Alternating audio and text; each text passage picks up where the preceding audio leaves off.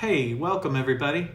So as most of you know, I try to get things started and out onto the internet prior to it actually being noon my time, because you're about a minute and a half or so behind me.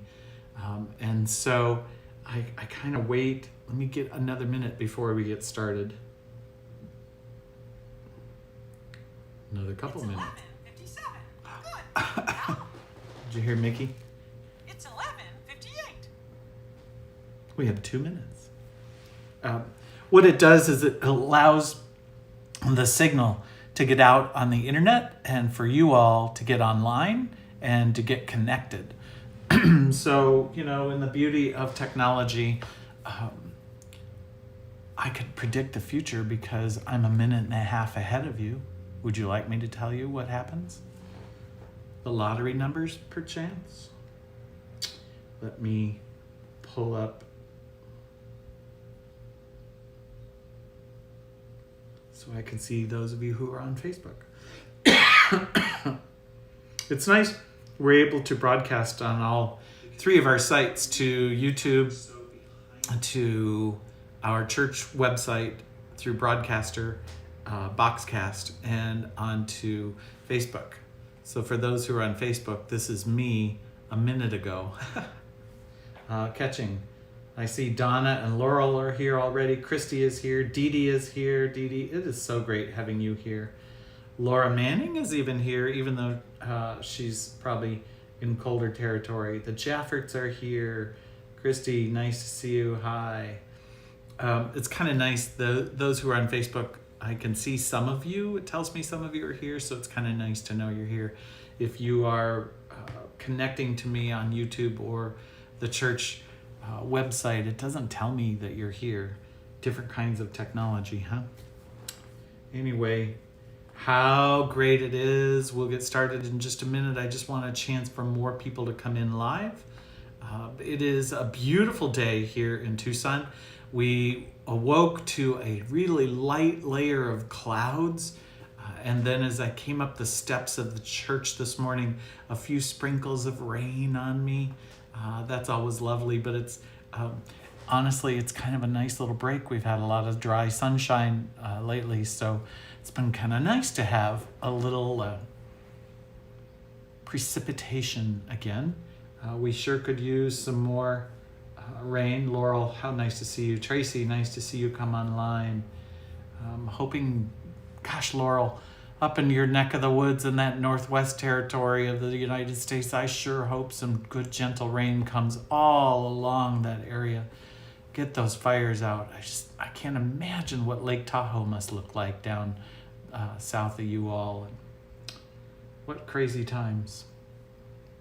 All right. We're at our appointed time. Welcome to another edition of Faith-Filled Friday. This is Pastor Steve from Christ Presbyterian Church in Tucson, Arizona. www.cpctucsonaz.org. What a wonderful congregation I am a part of. It is a great thrill and honor to serve as the pastor here for 25 years. And we'll see where that takes us. Kathy, nice to see you come online. I want to share with you a couple of Psalms today. The first one I shared with the men at the men's breakfast this last Wednesday. A fairly familiar psalm to those who've been in the church for a while. If you haven't been in the church for a while, it might well be new to you. But it's a very interesting psalm. It's Psalm 121. So let me share Psalm 121 with you. I lift my eyes to the hills. From where will my help come? My help comes from the Lord, who made heaven and earth. He will not let your foot be moved. He who keeps you will not slumber. He who keeps Israel will neither slumber nor sleep. The Lord is your keeper. The Lord is the shade upon your right hand. The sun shall not strike you by day, nor the moon by night. The Lord will keep you from all evil. He will keep your life. The Lord will keep your going out and your coming in from this time on and forevermore. This is the word of the Lord. Thanks be to God. Kate, I see that you're here. Nice to see you. So what do you think of this Psalm 121? Well, I know you all can't talk, and I can, so let me share with you what I think. I think this is a very difficult psalm. And to be honest, this is a psalm that challenges my faith, and I know that this is a concept in Psalms that has sometimes turned people away from not only the Bible, but away from the faith. Because this psalm says, "The Lord is your keeper, He's the shade at your right hand, and the sun shall not strike you by day, nor the moon by night. The Lord will keep you from all evil." Well, I don't know about you, but I think there's a lot of faithful people that have faced a lot of evil in their lives. I know that there's a lot of faithful people who have skin cancer. Melanoma has developed from being out in the sun. So I know that the sun does strike us by day. I know there are a lot of people who've gotten lost at night, even in a full moon. So maybe the moon even strikes us at night. The psalmist writes a beautiful psalm about trusting in God and how, in a way, everything's in God's hand. It's all going to work out, or it's all working out. And I don't know about you, but sometimes it doesn't always feel like it's all working out. You know, verse 3 says, "The Lord will not let your foot be moved." I wish 5 months ago He had moved my foot from... Most of you know I broke my heels. So does God protect us from all evil all the time? I don't think so. I think a lot of us face evil in our lives. And a lot of us get overwhelmed by it. Some get overtaken by it. And their foot isn't moved. And the sun strikes them. And the evil overtakes them. What we talked about at the men's breakfast is to remember to know that whether things are good or whether things are challenging, nothing separates us from God's love, which really means nothing separates us from God's presence. And though we have all discovered that God doesn't protect us from everything, especially sometimes ourselves, we know that God is with us in it. And that eventually we discover that our bodies are not everything about us, that our soul and our spirits are even greater. So it's hard to read a psalm that so confidently says that, in a sense, harm will not come to you. But harm does come to us. I want to relate it, though, to Psalm 46. So I want you to hear a portion of Psalm 46. "God is our refuge and strength, a very present help in trouble. Therefore we will not fear, though the earth should change, though the mountains shake in the heart of the sea, though the waters roar and foam, though the mountains tremble with its tumult. God is our refuge and strength, a very present help in trouble."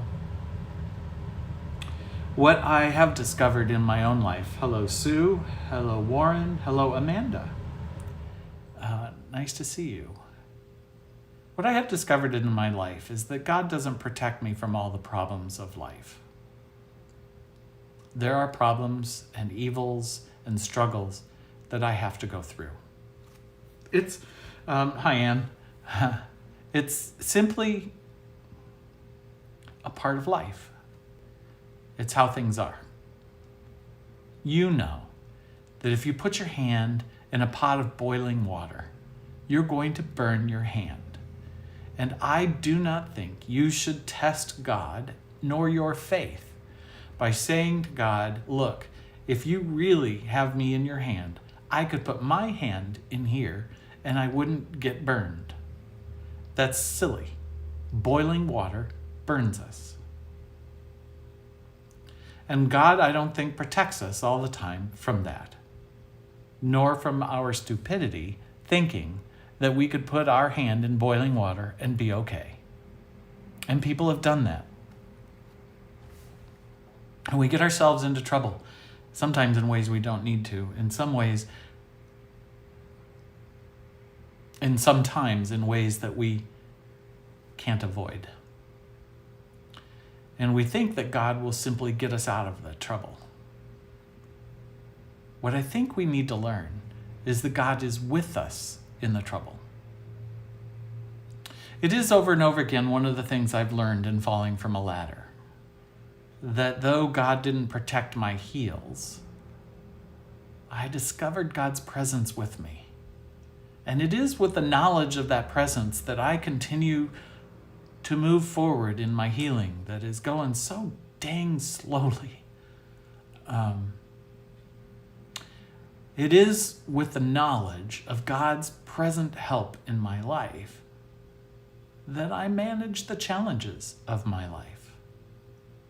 Not always expecting God to just simply heal them and take them away from me, but trusting that God is with me in them, giving me strength to get through them.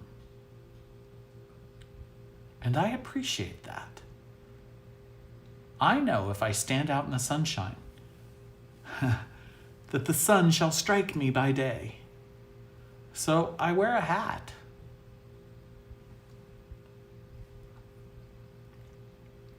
And I don't get discouraged about those kinds of things. I got enough to be discouraged about in my life than to be disappointed that God didn't save me from falling off a ladder, or didn't save you from getting skin cancer, or I don't know.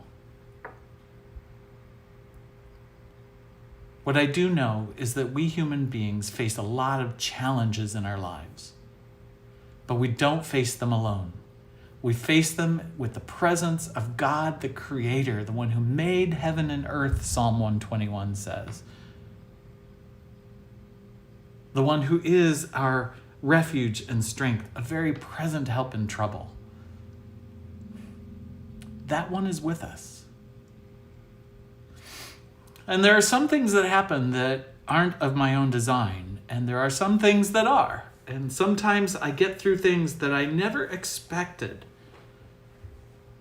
because I know that somehow God is present with me. And the knowledge and the awareness of that presence is sometimes enough for me to move through the next moment. I hope it will be for you. I know that sometimes just picking up the Bible and reading a verse about lifting up our eyes to the hills and knowing that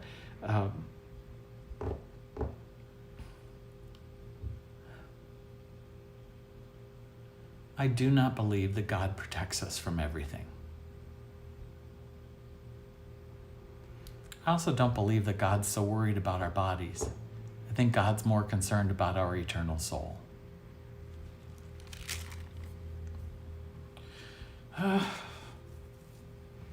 Faith is kind of frustrating sometimes, isn't it?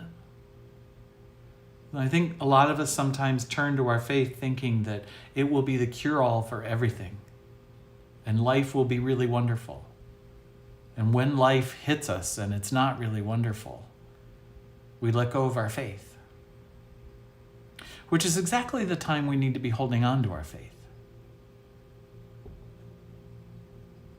I know it's why a lot of people have left the church, thinking that the simple promises that we make on God's behalf don't come true. I think we need to be more careful about how we talk about God getting us in and out of trouble. Not really sure that God gets us into trouble. I think God helps us find a way through it and out of it, but